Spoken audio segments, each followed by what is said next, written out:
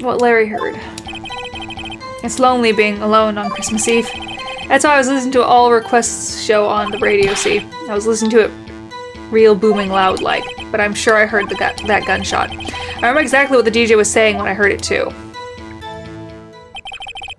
You were listening to your radio at high volume? Yeah, what's the big problem? Can't a man listen to his radio in peace? Isn't this a free country? I truly believe Larry has no idea what the problem here is. Judge, can you believe a word this witness says? What he heard was probably nothing more than a drum beat from the radio. True enough, it is difficult to believe his testimony. Wait, Your Honor. The witness said he remembers exactly what the DJ said when he heard the gunshot. Excuse me? DJ? An announcer, the guy who says things on the radio. Anyway, what this means is when he heard the sound, no music was playing. The DJ only talks between songs, so he could have heard the gunshot from the lake. I'd like to cross-examine the witness, Your Honor. Very well, Mr. Wright. I can't believe I'm continuing this charade. Yes, we are. Because we don't know shit. Okay, what Larry heard. It's lonely being alone on Christmas Eve. So you turned on the radio. Right. I just wanted to hear someone's voice, you know.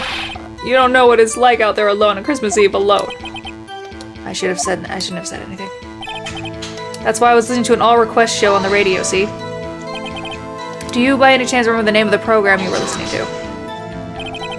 This has nothing to do with the case, Your Honor. Objection sustained. The witness was listening to the radio, that is all we need to know. Tell us, Mr. Butts, how loud was your radio set to that night? Loud. Really? Real booming loud. Yeah, you know. And you had headphones on? Yep. I wouldn't think you could hear anything going on outside at all. But I'm sure I heard the gunshot. Can you prove that? No, of course you can't. No, I can't prove it. But I remember that moment real clear. I mean, while I was talking about it, it came back real clear to me, you know. I remember exactly what the DJ was saying when I heard it. What did she say? Mr. Wright, please cease these pointless questions. What possible good could knowing what a radio DJ said do us? Indeed, Mr. Von Karma has a point. I'll allow the question only if you see some reason why we should care.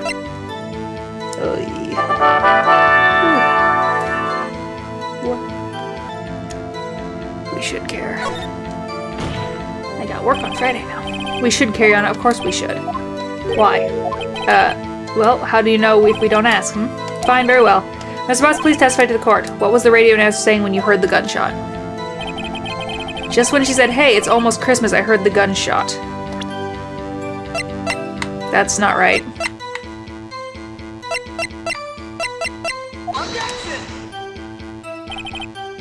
Nope. What do you think about the witness's statement? I'm not sure I follow. It clearly contradicts them, I thought. Nope. Sorry. Something's not right, though.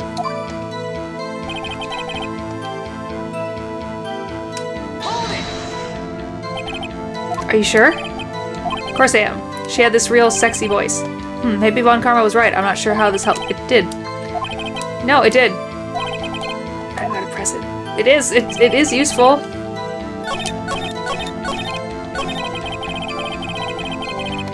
Because that means it wasn't midnight yet, and everybody else said everything happened at midnight.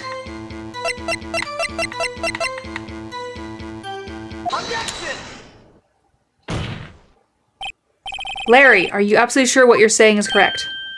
Huh? What's with the face? You look scary, dude. Hey, if you're trying to scare me, you better know I don't scare that easy. Is something the matter, Mr. Wright? Your Honor, did you hear what the witness just said? The DJ said, hey, it's almost Christmas when he heard the gunshot. Indeed, and almost Christmas means it wasn't Christmas. Do you realize what this means? When he heard the gunshot, it was still Christmas Eve. That would seem to be the case, yes. But that contradicts the two testimonies we've heard so far, Your Honor. Both Miss Hart and the old man said it was after midnight when they heard the shots. In other words, when they heard the gunshots, it was already Christmas. This is a clear contradiction, Your Honor. Order. What does this mean? The two prior witnesses heard gunshots after midnight. However, this witness says he heard a gunshot before midnight. Judge, the answer is simple. The current witness is plainly mistaken. Just look at him. Suspicious. What? Well, Mr. Wright, what do you think about Mr. Butt's claim that he heard... Larry's right. Larry's not mistaken, Your Honor. He heard the gunshot before midnight. Intriguing. I'm assuming you have evidence for this wild claim? Show me evidence there was a gunshot before midnight.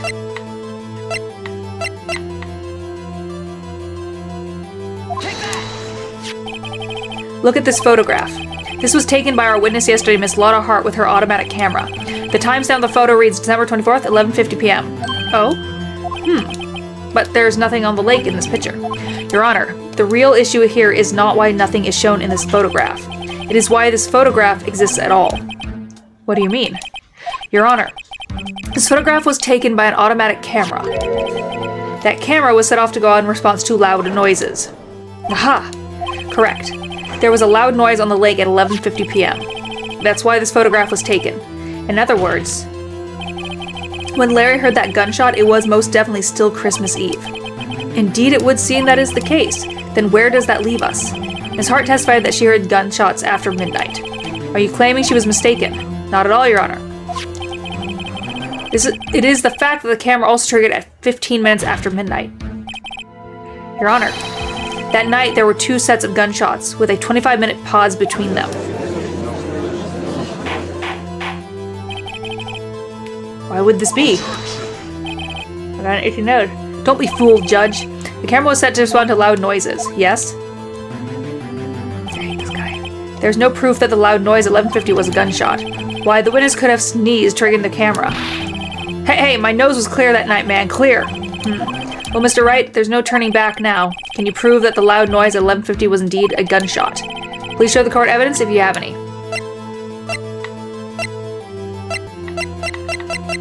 It does say it went off 3 times.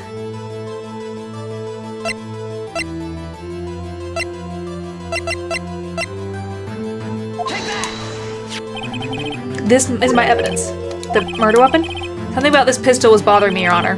Both the witness who testified yesterday heard 2 gunshots. However, the murder weapon was fired 3 times. When, then, was the last shot fired? Only now have I realized the truth. I was right, that was a thing. The 3rd shot was the shot Larry heard just before midnight. Order. That would make sense of the evidence we've been seeing so far. However, this leaves me wondering exactly what did happen the night on the lake. Exactly. If this is the truth, there were 2 sets of gunshots separated by 25 minutes. One at 11:50, another at 15 minutes after the midnight. My nose. Why, I ask you? Why? Oh, I better think of something quick. Wait a second. Gunshots separated by 25 minutes. What's wrong, Nick? I have it. Huh? Remember the case with the steel samurai? Huh? Yeah, of course I remember. The murderer in this case had the same idea as the murderer in that case. What do you mean? Maya. Yes. If we don't figure this out now, we'll never overturn Edgeworth's guilty verdict. I've got a hunch and I'm going to run with it. Right. I mean, is this safe? Safe? We've already gotten a guilty verdict. We have nothing to lose. You just watch and let me know if something that sounds fishy, okay? Right, Nick. Oh, my nose. Your Honor. Yes, Mr. Wright. The testimony just now has cleared up this entire case. It's revenge. What do you mean, Mr. Wright? Tisk, tisk, tisk. So you finally realized the truth. There can be no other murderer here than Mr. Miles Edgeworth himself. Wrong, Von Karma. A man was shot that night, but it wasn't Edgeworth who did the shooting. Listen, rookie. Take a deep breath and consider the facts. At the time of the murder, 1 boat was on the lake. This was shown by the witness's photograph. The defendant Edgeworth and the victim Robert Hammond were on the boat.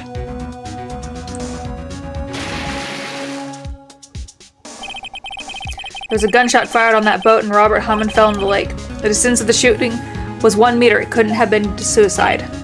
Well, the guilty party has to be the other man on the boat. I admit it is hard to imagine any other possibility, yes. But this assumes that the victim was shot at 15 minutes after midnight. What do you mean by that, Mr. Wright? We have photographic evidence of the time of the shooting. The timestamp of the photo says 15 after midnight. but Larry heard a gunshot 25 minutes before that. Robert Hammond was killed then, 25 minutes before the shot on the lake. That's the only way that Edgeworth could be innocent. Mr. Wright, are you quite mad? Explain who the two men on the boat are.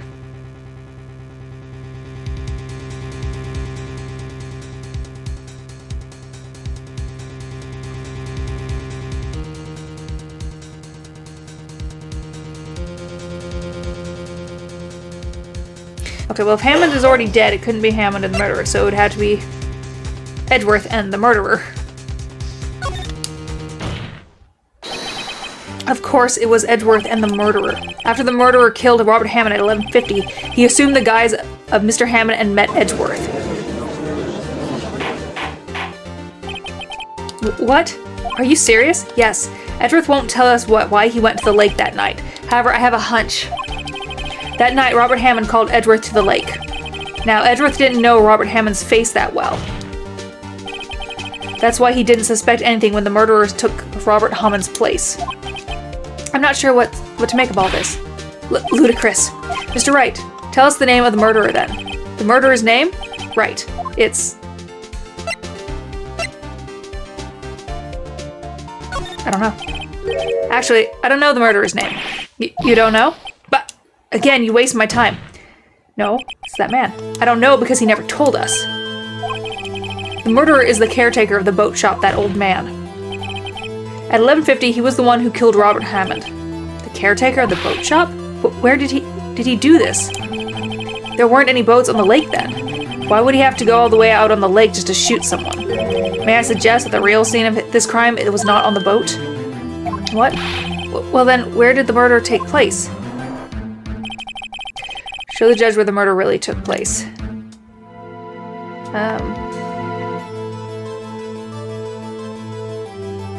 Here? Here, of course, the boat shop where he lives. That way he could meet with the victim without anyone seeing.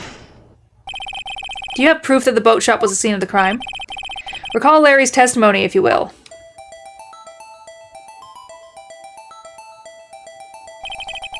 That night he was out on the lake in a boat searching for something. He finds it and returns the boat. Then, just as he's starting to head for home, he hears a gunshot. He heard a gunshot, Your Honor, even though he was wearing headphones at the time. In other words, the gunshot was very, very close by. And where would that be? And where would that be if he had just returned the boat? The boat shop. Da-da-da, pieces. Mr. Wright, what happened that night on Gourd Lake? Please tell the court from the beginning. Yes, Your Honor. Nick, are you sure about this? Not really, but I think if I start at the very beginning, and I take it slow, I might be able to figure this out. That night, the caretaker of the boat shop called Robert Hammond to his shop.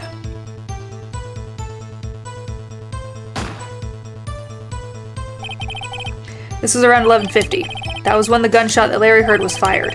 After that, the caretaker put on Robert Hammond's coat. He became Robert Hammond. Then he got in the boat with Edgeworth and went out onto the middle of the lake. Then who fired the pistol in the boat, Mr. Wright?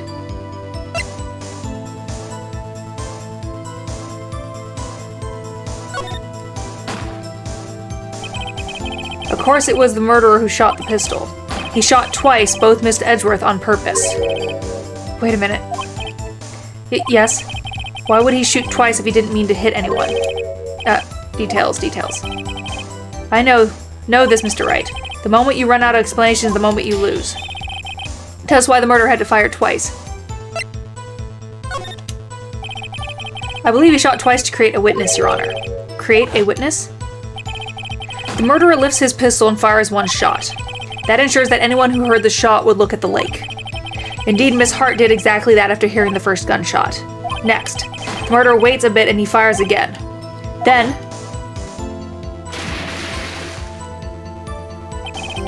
the murderer jumps from the boat himself, leaving the pistol in the boat behind him. I see. To someone looking from the edge of the lake, it would appear that one of the men in the boat had shot the other. The murderer didn't know about the automatic camera, of course. That's why he shot twice to draw attention to the boat. Once you realize that, everything else falls into place. The boat shop caretaker swam back to his shop. Then he put Mr. Hammond's wet coat back on the body and threw the body into the lake. This is what happened, Your Honor. These are the events that transpired that night on Gourd Lake.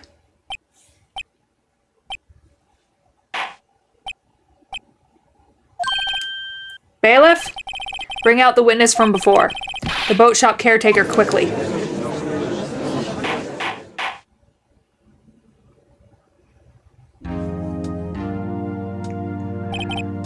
Very well. While we are waiting for the caretaker, I would like to ask that defendant Miles Edgeworth a few questions. Mr. Edgeworth, please take the stand. Mr. Edgeworth, you heard what the defense has said.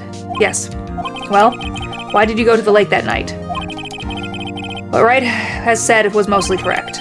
Astonishingly so, actually. Yes. Several days ago, I received a letter. The letter was signed Robert Hammond. He asked me to come to the boat shop by the lake at midnight on Christmas Eve. He said he had something very important to discuss with me. Something important? I'm sorry, I can't say what it was. Your Honor, sir. Bailiff, we are conducting trial here. I ask that you remain quiet. The witness has disappeared. He isn't at the boat shop either. What? What should I do? Find him quickly. We cannot allow him to get away.